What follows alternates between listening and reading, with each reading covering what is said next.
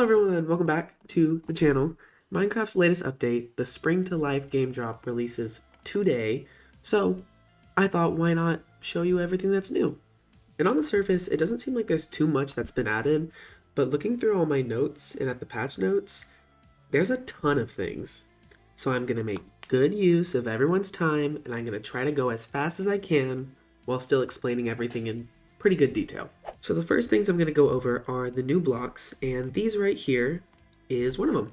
These are the wildflowers, and they spawn in birch forests, old growth birch forests, and meadows. And similar to sea pickles, pink petals, and candles, you can place multiple of these wildflowers in one block. These wildflowers also depend on the orientation that you're looking at them when you place them, so they will always spawn the first little bundle of flowers in the front right corner of the block. And these wildflowers can be crafted into yellow dye, which is interesting because I didn't really know how they were going to do it with the two colors on the flowers, but I guess there is more of the yellow in them.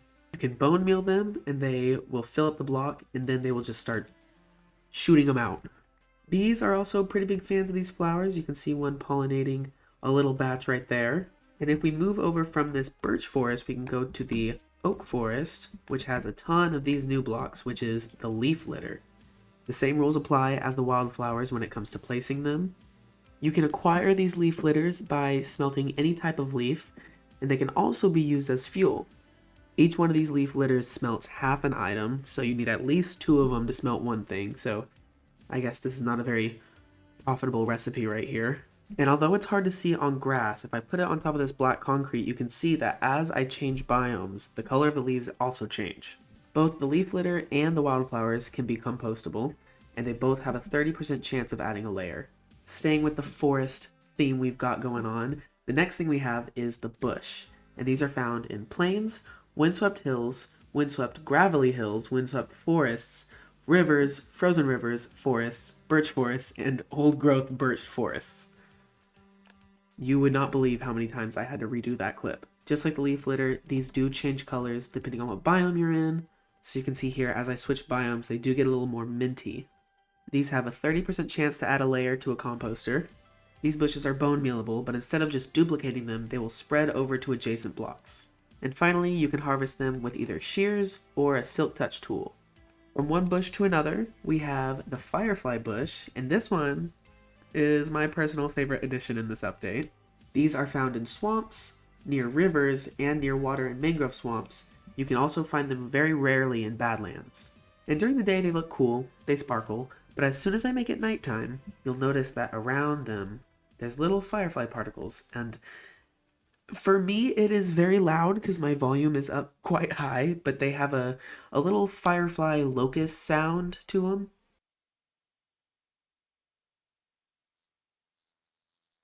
Now, in order for these firefly bushes to actually make their sounds, there has to be nothing above it except for leaves, and it has to be nighttime. From the bush, the firefly particles can generate up to 5 blocks in every direction. I guess that also means vertically. They are bone mealable, and again it spreads to adjacent blocks. You can compost them with a 30% chance of adding a layer, and you can break them without needing silk touch or shears or whatever. Next up, we have 2 different grass types, and that is short dry grass and tall dry grass. You do need either shears or silk touch to pick them up. You can bone meal them. The short grass will turn into tall grass, and the tall grass will spread more around it. You can use them as fuel. Each one smelts half an item. Sheeps can eat it to replenish their wool. You can also obviously compost them, again 30% chance. And since they are found in only desert and badlands biomes, you can place them on any sand, terracotta, or dirt blocks that you find. Now, just like flowers, each block that you place this on, they will have a different offset. So this one's kind of in the corner. If I place another one, they're going to be, this one's maybe a little more central, just to add a little bit more variance to these grass types. And the last new naturally spawned block is this right here, the cactus flower. And you can place these on pretty much anything as long as it has a center support. So I can place these on fences and chains, but I can't place them on things like stairs. Oh, that's so sad you can't place them on bamboo. That would make such a cute, like, tiny cactus. Moving on from the new blocks, we're going to start with the new mobs. And these aren't actually new mobs entirely, they're just new variants of existing mobs. So in the desert, or the savanna, or any other warm biome, you can find the warm chicken, the warm pig, and the warm cow. Now, other than the obvious color changes, the one that stands out the most is the cow because it has these horns that stick out. I think that looks so cool. And again, you can find these in literally any warm biome, which also included the nether, even though they wouldn't spawn naturally there. But hey, if you're going to spawn chickens there, they're going to be warm. The other new animal variants are obviously the cold types, and my favorite is the cold chicken. It looks so funny. I don't know why, but the back of his head reminds me of a fork. Oh! Oh my gosh. And another big change is the cold cow. It has horns, but instead they stick out in front of them, which is also pretty cool. The pig, you can tell, has a lot more fur than the other ones.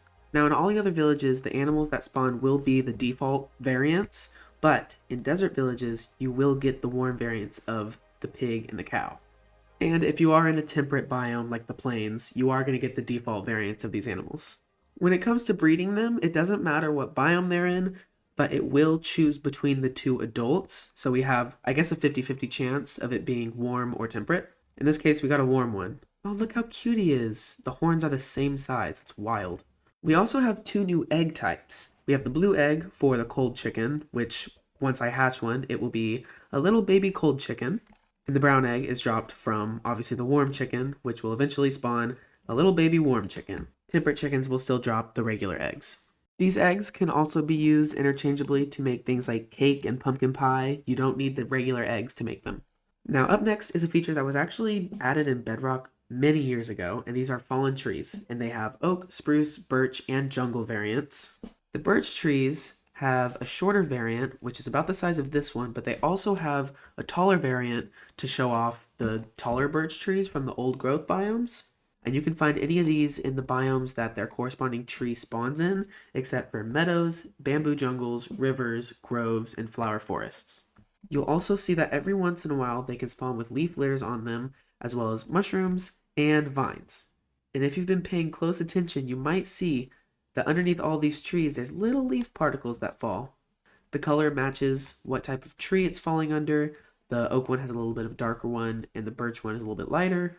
And there are new leaf particles for oak, spruce, birch, acacia, jungle, dark oak, mangrove, azalea, and flowering azalea leaves. Next, we have some new sounds, which, if you listen closely, you can hear the new wolf sounds. Now, the normal wolf sounds that you are used to are tied to the classic wolf variant now, but if you come across any of the new variants from the bundles of Bravery drop, you will hear the new sounds, which are called big, cute, puglin, angry, grumpy, and sad. The dead bush has a chance to play a new ambient sound when it's on top of 2 terracotta, sand, or red sand blocks. And I guess it has to be 2 just to make sure that it is in an environment like their naturally spawning biomes. So if I had something like this, if I put a bunch of dead bushes here, it would not play the sound. Now if I move over to this village over here, I can go over another one of the new features, which are the new village maps. If I get a cartographer to the apprentice level, which is the second level of his trades, if I were to trade this villager for each of these maps, you will see that the taiga village map brings me to a taiga village, and the savannah village map brings me to a savannah village. Which, funny enough, I'm pretty close to both of them. I have a couple opinions on this feature, and if you go to my last video where I announced everything that was new from Minecraft Live, you can hear a little bit about that. Now, if you're wondering about the jungle or swamp villages, since they don't spawn naturally, but there are technically swamp and jungle villager variants, you can trade with these cartographers to get swamp and jungle explorer maps, which the jungle explorer map will lead you to a jungle temple, and the swamp explorer map leads you to a witch hut, rather than taking you to a non-existent village. There is a little bit of a confusing system when it comes to what villages give you what maps, so I'm going to put a little chart on the screen right now, and I'll explain it a little bit. So, desert cartographers will give you savanna, plains, and jungle maps. The plains villagers will give you savanna and taiga maps. Savanna villagers give you desert, plains, and jungle maps. Snowy villagers give you plains, taiga, swamp maps. Taiga villagers give you plains, snowy, and swamp maps. The swamp villagers will give you snowy, taiga, and jungle maps, and the jungle villagers will give you savanna, desert, and swamp maps. And if you had a hard time understanding it, it's okay. It took me a while to understand that too. Now the last new feature is one of my favorite features, which is the change to the spawn eggs. Every single spawn egg in the game has been changed to match the look of each mob. Now, I'm not going to go over every single spawn egg, but I will go over some of the more prominent ones, which I have organized in these chests. We have the small eggs, which have literally smaller textures because their mobs are also pretty small, like the cat, the chicken, ocelots, parrots, stuff like that. We have water eggs, which have a little ring of water underneath each one, and these are correlated to all the different aquatic mobs like the fish, the dolphins, guardians, things like that. We have all of the villager and illager types, which have a very ugly nose. I think the nose is very weirdly large, especially the villager and the witch. But I think it looks pretty funny on them. And this is for all the villager types, the iron golem, and all of the illager types, as well as the witch and the zombie villager. Then we have the eggs for the camel, polar bear, and all of the equines, like horses, donkeys, mules, things like that. They're pretty large, and they also have a little snout as well as some ears. I think they're cute. My favorite's the trader llama. And there are other major features like the spider and the cave spider. They both have their legs. The snow golem has his little arms sticking out. The piglin variants have, I think, a lot more detail than some of the other ones. They have their snout, they have their tusks, and their clothes.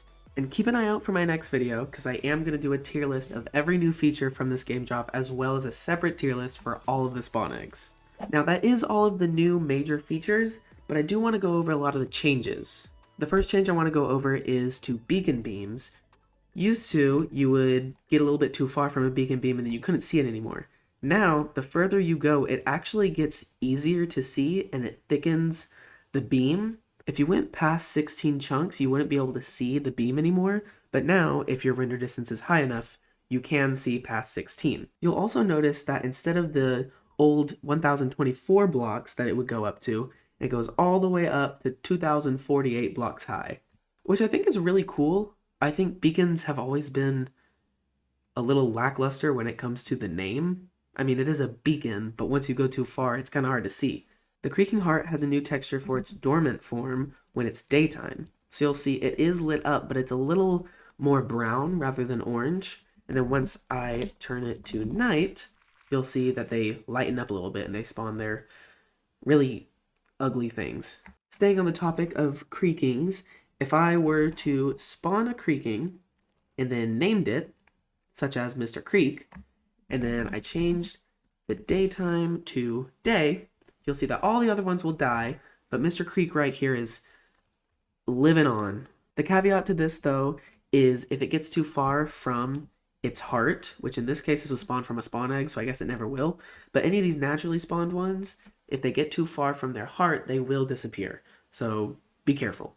Dead bushes can now be placed on farmland, which I think is pretty cool. If you were to have a little pumpkin farm and you wanted to add some decoration, you could add these around it to give off like dead stems. Fire also won't spread if you are further than 8 chunks away.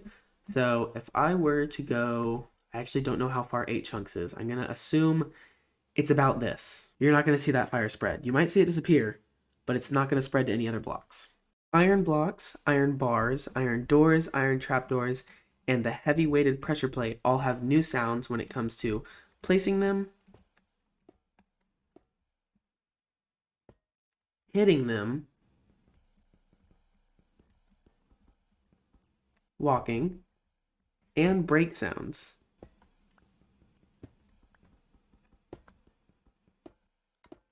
They're a lot more metallic, and I really like that. The lodestone recipe has been changed for the first time since its release in 1.16.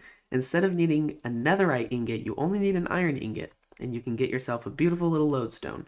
And you'll notice that in the advancements tab, instead of the nether section, it's been moved, its country load take me home advancement, to the adventure section, since it doesn't need netherite anymore. These lodestones have also been added to the ruined portal loot table, so you can see in just one chest I got 2. If you didn't know, when walking on powder snow with leather boots, you can walk on top of it rather than sinking. But now, if you were to fall over 2.5 blocks away, you'll just sink right through, even if you're wearing these leather boots. Taking a look at this meadow biome, you'll notice that short grass is a little more rare, and you're going to get a lot more of this tall grass, like here. Farm animals like sheep, cows, chickens, and pigs, they can now spawn in Badlands. Also, if you're wondering what the blocks behind me are, those are the new test blocks, but I read about them for like 15 minutes and I still have no idea what they do. So in the description, I'm going to link a couple videos explaining what those do, so if y'all are curious, you can check those out. If you come across a village of any type, you can now find bundles in some of the chests. If I were to fly into this wall of ladders, instead of continuing to fly into it, I would actually just start climbing down the ladder, and this goes for scaffolding, vines, and really any other climbable block. If I summon my best friend right here, the Wandering Trader, you'll see that there are a couple new trades.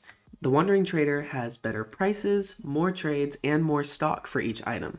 And this new format consists of 2 buy trades, you can see at the top. They have a new special sell section and the ordinary sell section. Wandering Traders will buy 2 of the following per trade: water bottles, water buckets, milk buckets, fermented spider eye, baked potato, hay bales, and they can also sell some new items in the special section, which are acacia logs, birch logs, dark oak logs, jungle oak, spruce, pale oak, and cherry logs. They can also sell enchanted iron pickaxes and potions of invisibility.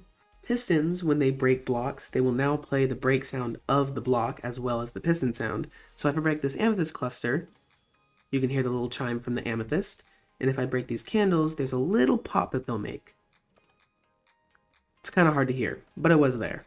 There are 2 new game rules. The first one is allow fire ticks away from player, and when that is true, you will be able to see that fire actually spreads further than 8 chunks.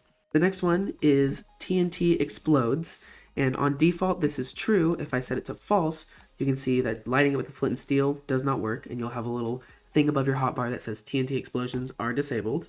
And if I were to light it with redstone, nothing happens. If I fly through this desert, you'll see that camels can now spawn anywhere in a desert rather than being restricted to the desert villages. Cows and mushrooms have a little bit of a texture change. You can see there's a little more detail when it comes to the spots on their body, and their snouts actually stick out now. Same thing with the regular temperate cow.